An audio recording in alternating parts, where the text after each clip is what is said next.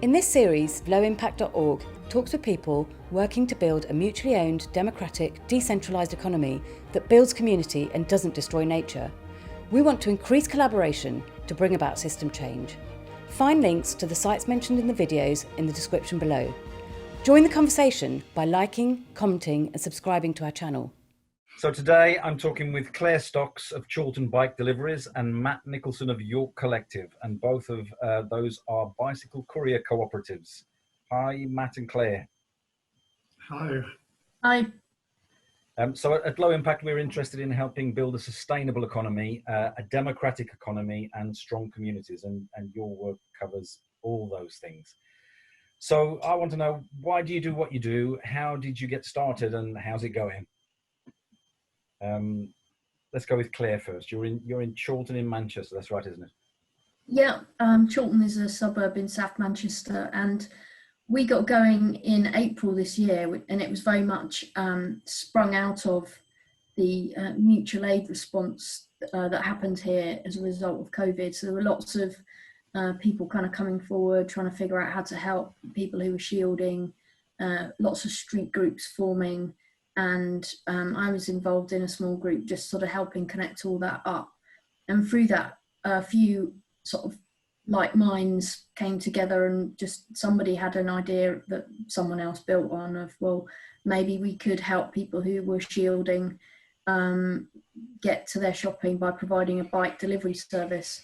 And at the same time, one of the really strong features of Chorlton is that we've got this really strong local trader base. We've got lots of independent shops. The Unicorn, the vegan supermarket co-op, is based in our area. We interviewed Debbie from Unicorn a few months ago.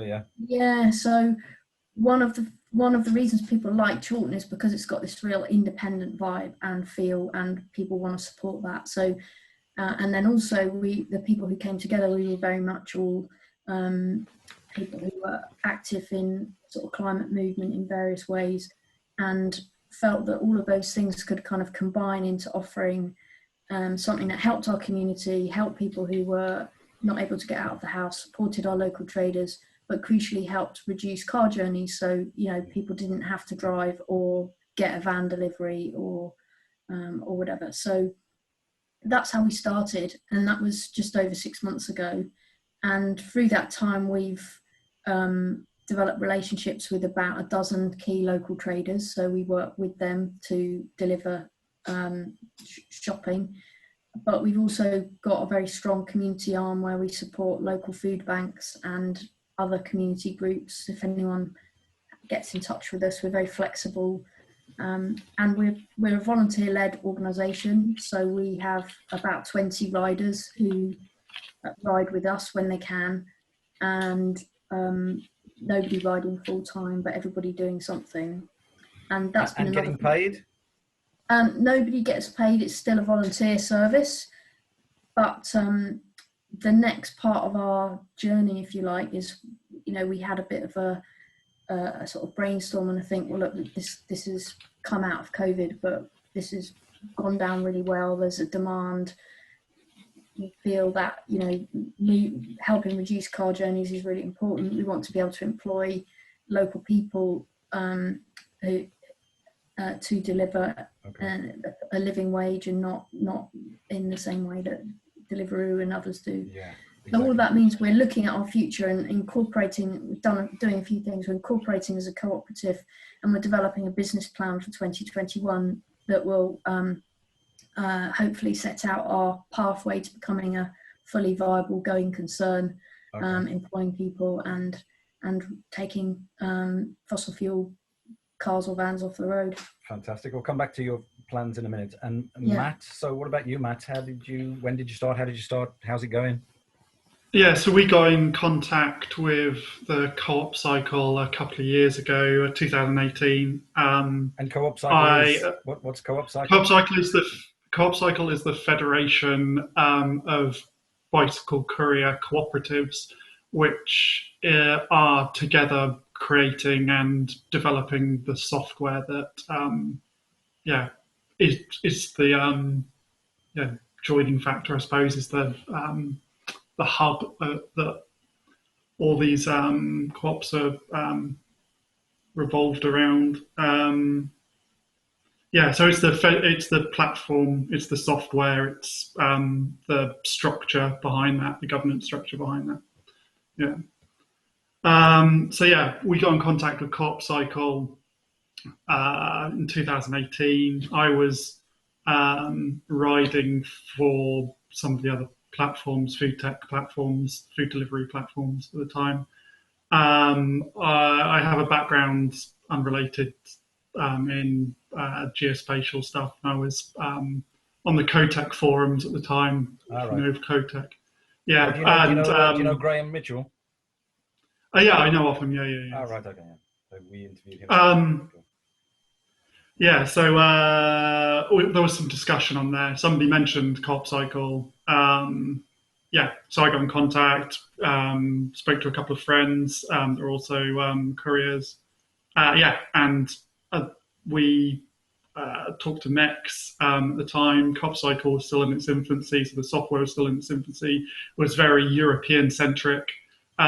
So we helped develop the platform software for use in the UK. That took quite a time. Alongside that, we were talking to local businesses. In York, there's an association called Indie York, who are Association of Independent Traders. There's a couple of hundred independent traders. So building relations with members of Indie York, and Indie York is an organisation. And then we really only got kind of going properly at the end of last year, where we were delivering for another social enterprise project in York, which has since fizzled out. And then we had a few businesses on board. Then COVID struck in the lockdown. So work picked up a bit over there. And we were also doing some solidarity work alongside the Supper Collective in York, who were a group of restaurants which got together to provide meals for residents and the NHS. So we were doing NHS deliveries. How are you doing? Are you paying wages? We're paying like pro rata for we can't pay like a full wage, but we're paying for the jobs which are being done on an hourly basis. Yeah. And you both of you actually go out and you ride, you deliver. Yeah, there's four. Well, sorry. There's four of us. Yeah, there's four of us. We're all out and delivering. Yeah. Is it hard work? And we've got about 20 riders, and people do differing amounts. Some people ride more than others. I usually do one a week, if that. I've got other projects that I'm working on, but it's quite flexible. And one thing that we found through this kind of evolution of setting something up very much as a let's just do this. We didn't have a business plan. It wasn't a business idea. It was a emergency response idea. Yeah. It's been really interesting how, and central to our ethos, the sort of not that it's about volunteers, because obviously we do want to be able to provide living wages for careers and for make that a career that people could choose in Chorlton, but the ethos of kind of belonging to a collective with high values or values that seem to be about a better community and helping the community has meant that the volunteer thing has really worked. We've got this collective of people who will chip in. We're working on developing the platform. We're also members of the European Cycle Co-op, and that's been fantastic. They really helped us get going and sort of broaden our horizons a bit. And so we've got one of our volunteers working on that software. We had a meeting the other night about creating a website. There's all sorts of energy coming from this sort of collective volunteer ethos. I'd like to know a bit more about the European Federation. Is it a European Federation or a World Federation? I'd like to know a bit more about the Federation. Yeah, it's international now. There's a couple of co-ops in Canada, US, interest from South America. Then across Europe. Is it right, Matt? I think the background to it was that it was started by a couple of guys who used to work for one of the delivery type platforms and wanted to branch and provide an ethical alternative. And so it's relatively new, but I mean, it's run as a member co-op. There's a Slack, which is an online platform for people to get engaged. It's very ethical. Decisions are taken by the members, and that's my understanding of it. Matt, you may probably know more. Yeah, no, that's pretty much right. Yeah, there was 2 people originally, and it was a sideline project, alongside other work, and then it's just really grown from there. There's maybe 20 or 30 volunteers that do all sorts of different work around like governance and licensing and all sorts of issues that interconnect through the platform cooperative.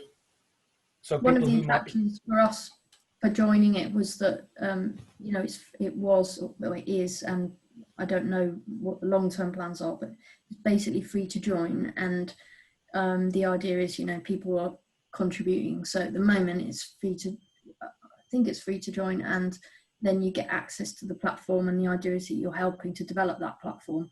I think over the longer term, the Federation is going to have to find a way to create more of an income stream to help that develop. But if anyone wants to start a cooperative in their community, at the moment, linking up with that is a really good thing to do, because it's there's a lot of support and knowledge there. That's what I wanted to ask you. So is there some sort of, so when I interviewed Debbie from Unicorn Grocery, they want people to start a cooperative grocery store in their town. And they've got a toolkit, a step-by-step guide for people to do exactly that. And I wondered whether the Federation produced something like that for, for people who'd like to start a bicycle courier co-op in their town. That's currently being worked on, the framework for doing that. Yeah, we're now at a point where I think we have enough, not expertise, but knowledge locally within each country, where something can be made to be adaptable or universally adaptable. But it's difficult when you're in various different jurisdictions, and the like legal forms of business and things like that differ. And that's what I wanted to ask you. What sort of barriers do you face? What sort of hurdles do you have to get over? And how can we help you remove them? I think in the UK we're privileged to have the cooperative community that we have, and there's a lot of support out there. Really, at the moment, in the UK at least, just building it, just getting more and more members and spreading the word would be really helpful. There's also a need as well for the development, the software development side of it, because it's all open source software. So anybody who's able to help out that side of things, but there's quite a barrier to that, just through knowledge of programming and getting up to speed. But these are all things where we're trying to create some sort of framework, documentation, so people can help out as best they can. Otherwise, expertise across Europe would be really helpful, with local laws. So you're actively, are you actively looking for volunteers, or are you talking about the Federation in particular? Or Federation, yeah. So that's cycle.coop, is that right? It's coopcycle.org. coopcycle.org, okay. Yeah. And something I would add that, and I'm much less knowledgeable about the Federation than Matt is, but just from a sort of slightly more removed perspective, looking at what's out there, it seems to me that there are broadly 3 main ways of CoopCycle deliveries kind of happening, if you like. So one is effectively logistics operations, going actually, we're delivering for business to business via vans. Let's not do that anymore. Let's introduce electric vans or cargo bikes. So there's a company in the northeast called Zedify who are doing that, and they've got a big contract with the NHS. So, but that was where they started. I think they were in the logistics business. So that's good if more people are moving to think like that. Then the second one is seems to be a growth of online platforms who are thinking of ways to get into more local retail.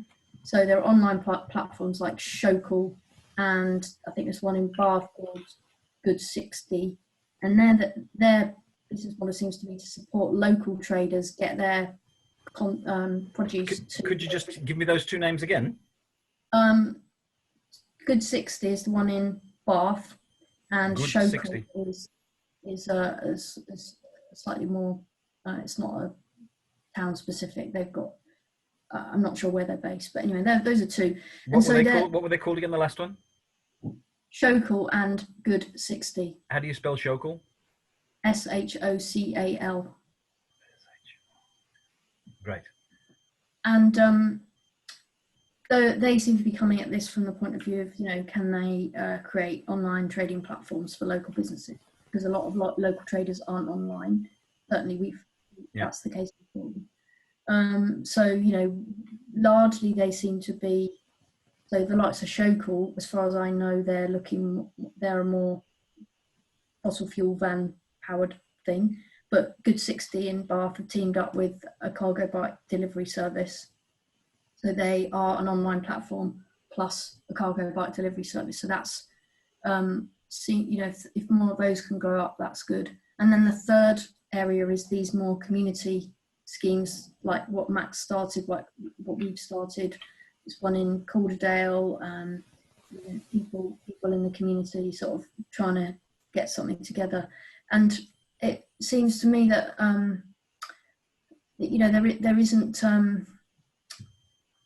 all of those, like the community model, it's hard for us to offer something without an online platform, which is where the European Cycle Federation has come in, because that's obviously what they spotted and are developing this platform so that any cooperatives that spread up can have a platform to work with. And by platform, we're talking about something where orders can be booked and then, the deliverer gets a notification and off they go and deliver. So your website is part of the Federation website? It will be.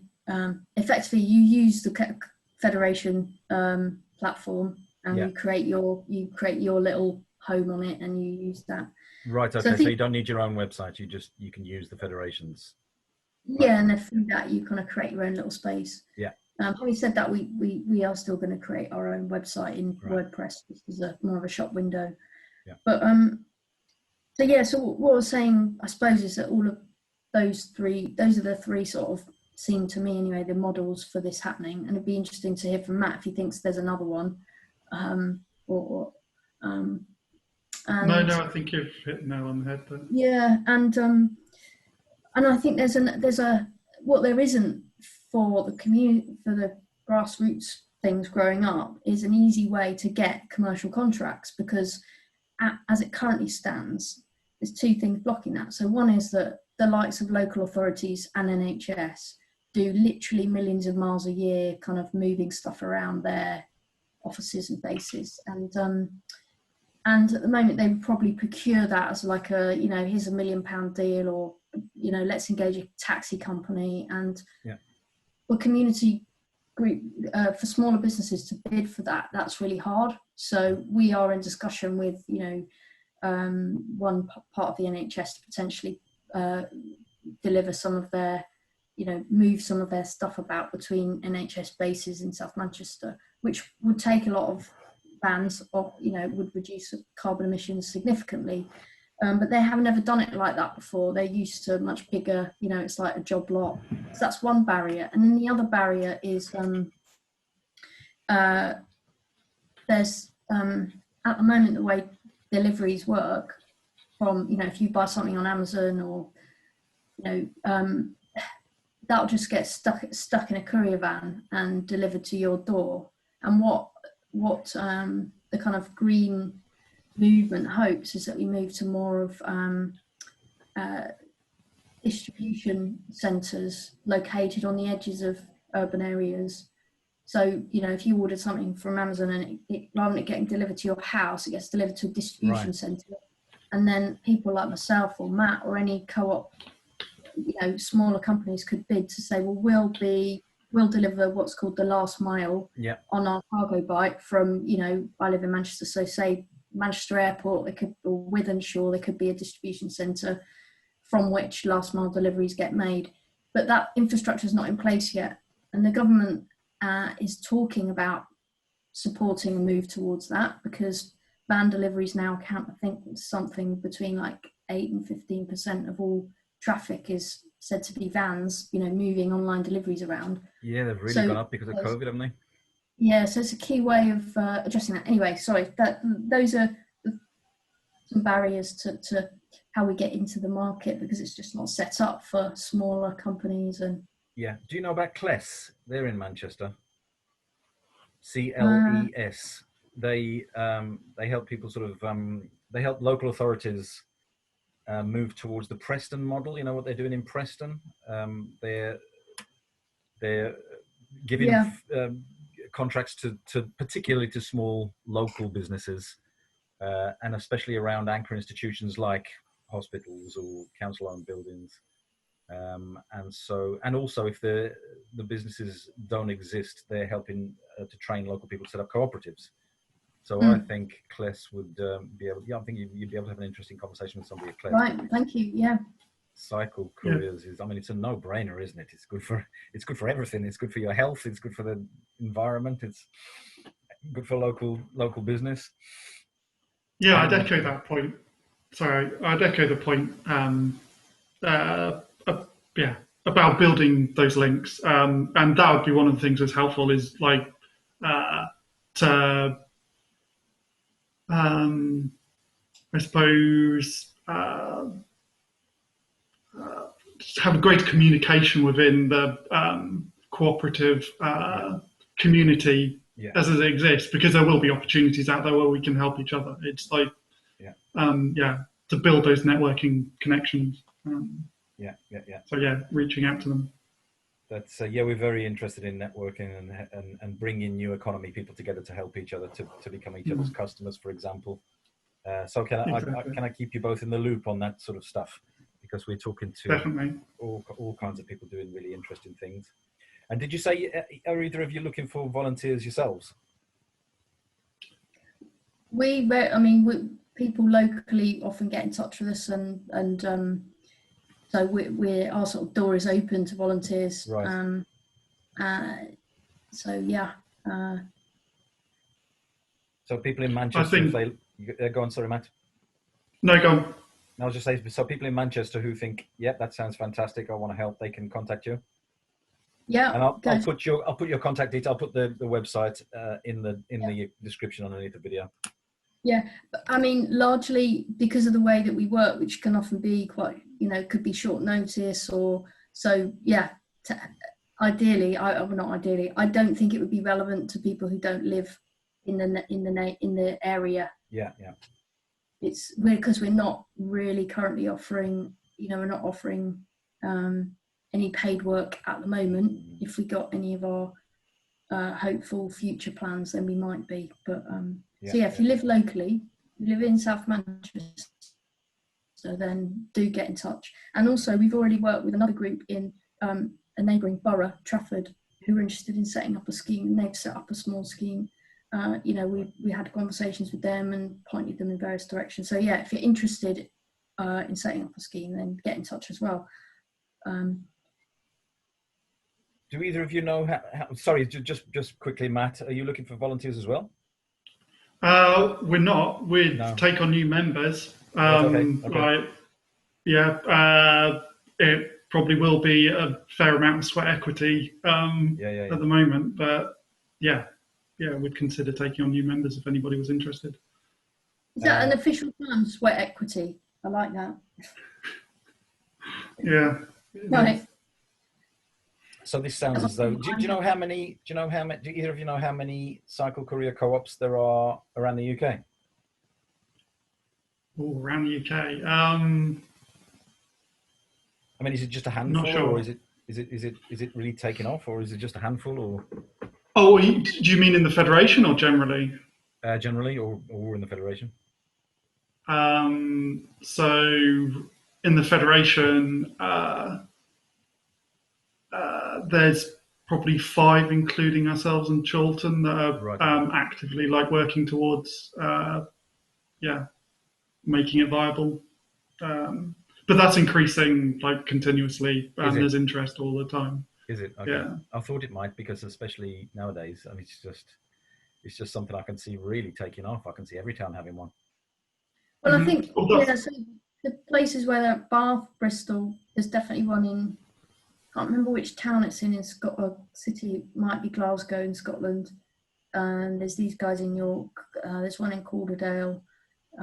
But the one that I probably should have mentioned when I was talking about the sort of different models, because actually this is another model again, which is Pedal Me in London. And Pedal Me effectively put a, what do you call it when you raise money through, crowdfunding. I don't think it was just crowdfunding, because I think they had Okay. some investors as well. It's a community share offer. They raised, I think it was like £1 million to launch in London. Wow.